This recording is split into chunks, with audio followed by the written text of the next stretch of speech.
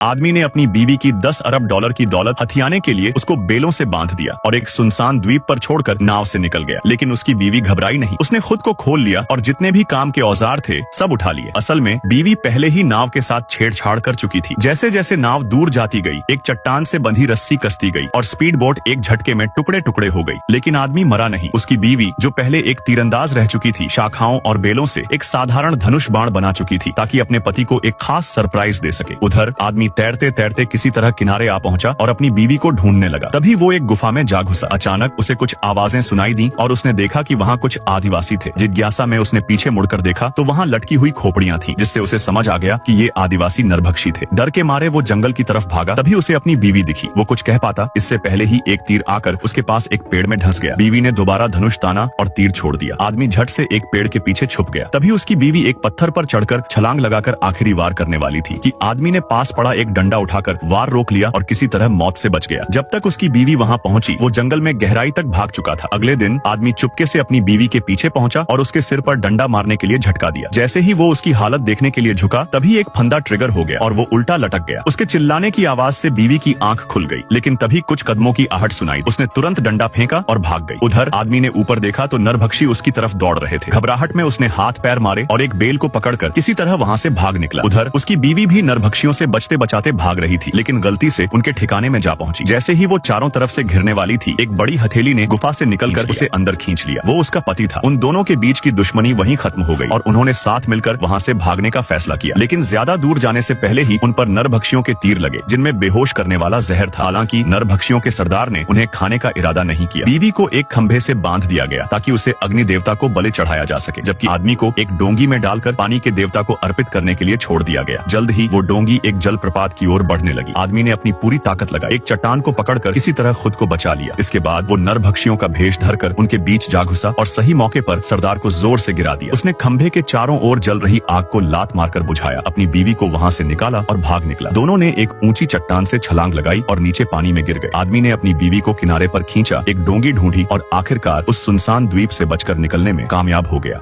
आदमी फिर से 50 अरब के जैकपॉट से चूक गया, तो इस बार उसने जिद पकड़ ली कि अगर एक और मौका मिला तो वो जरूर जीत जाएगा। उसने डिमांड की कि उसे फिर से किसी अमीर इंसान का शरीर दिया जाए। इस पर मौत की देवी मान गई और इस बार वो एक बड़े बिजनेस ग्रुप के दूसरे बेटे के रूप में पैदा हुआ। कल ही उसने पूरी संपत्ति विरासत में पाई और नया हेड बन गया। लेकिन उसके खुश होने से पहले ही जिस प्लेन में वो था, वो तूफानी बादलों में घुस गया और तेजी से हिलने लगा। उसने तुरंत अपनी सीट बेल्ट बांध ली, सेफ्टी जैकेट पहन ली और सारे सेफ्टी मेजर्स फॉलो कर ली। तभी एयर होस्टेस आई और बोली कि घबराने की जरूरत नहीं, बस हल्का टर्बुलेंस है, जल्द ही सब नॉर्मल हो जाएगा। लेकिन उसे पक्का यकीन था कि प्लेन क्रैश होगा, मगर कुछ ही देर में प्लेन सच में स्थिर हो गया। इसके बावजूद उसने सेफ्टी जैकेट नहीं उतारी। वो आराम रूम में गया जहां महंगे ब्रांड्स की चीजों से कमरा भरा हुआ था। यही वो लाइफ थी जिसका उसने सपना देखा था और इसने उसे और भी जिंदा रहने की हिम्मत दी। लेकिन तभी जैसे ही वो अपने ब्राइट फ्यूचर के बारे में सोचने लगा, प्लेन के इंजन में धमाका हो गया। जबरदस्त झटकों के बीच वो किसी तरह सीट पर लौटा और बेल्ट बांध ली। एयर होस्टेस चेक करने आई, लेकिन अगले ही पल प्लेन में एक बड़ा छेद हो गया और एयर होस्टेस हवा में उड़ गई। इससे पहले कि वो कुछ समझ पाता, प्लेन जोरदार धमाके के साथ जल उठा और वो आग में जलकर राख हो गया। जब उसने फिर से आंखें खोली तो पसीने में भीगा हुआ था। ये कोई सपना नहीं था। मरने का डर और वो भयानक दर्द इतना असली था कि उसकी रूह कांप गई। उसकी ये हालत देखकर मौत बहुत खुश थी, क्योंकि वो बस यही चाहती थी कि वो मरना न चाहे लेकिन बच भी न सके। मौत ने कहा कि इस बार उसे आसान सा जीवन मिलेगा और फिर से ट्रिगर दबा दिया। अब वो एक 16 साल के हाई स्कूल स्टूडेंट के रूप में जागा। उसने देखा कि क्लास के स्टूडेंट्स वीडियो देख रहे थे और उस वीडियो में वही था, प्लेन से कूदकर स्टंट करते हुए।